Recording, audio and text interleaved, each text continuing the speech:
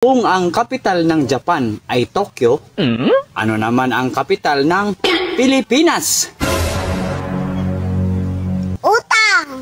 Ayaw, di ma! Malaki man ang utang ng Pilipinas. Sana ang pag-ibig parang itlog ng mga lalaki. Alam niyo kung bakit? Kasi ano? Ha?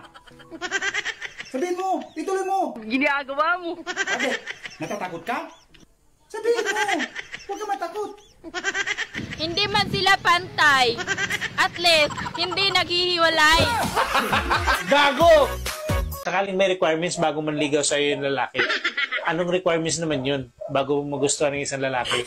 Aba, syempre. Kailangan malaki at malikot ang dila. Bakit naman kasi gusto nyo malikot yung dila? Halika. Ah. Ang alat! Oh, kung ikaw naman, anong requirements sa'yo? Maghugas para hindi maalat. Maghiwalay na lang tayo, Han. Aba, hindi ako papayag. Bakit ayaw mo? Di ba sabi mo, hindi mo na ako mahal?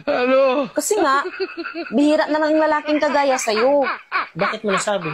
Kasi, sa panahon ngayon, ikaw na lang ang support.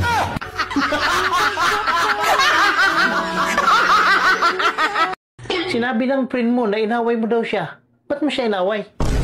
Siya ang dahilan kung bakit nagkaganito ang buhay ko. Masyado siya sinungaling. Bakit ano bang pagsisinungaling niya sa'yo na masyado mo ikinagalit sa kanya? Kasi ang sabi ko sa kanya, na gusto kong maranasan na maging masaya at komportable. O tapos, ano sabi niya sa'yo? Ang sabi niya, mag-asawa na daw ako. Para oras-oras, minuto-minuto, masaya. Pati langit daw makikita ko na. Sobrang sarap at saya. Oh, tama naman ang sinabi ng friend mo ah. Mas buto ako sa sinabi niya kaysa sa'yo, hindi mo lang siguro naiintindihan. Eh paano naging tama? Mula nung nag-asawa ako, hindi ko man lang nakita yung langit na sinasabi niya. Kaya ka pala galit dahil di mo nakikita yung langit na sinasabi niya. Ano pala yung mga nakikita mo? Itlog mo lang lagi nakikita ko eh.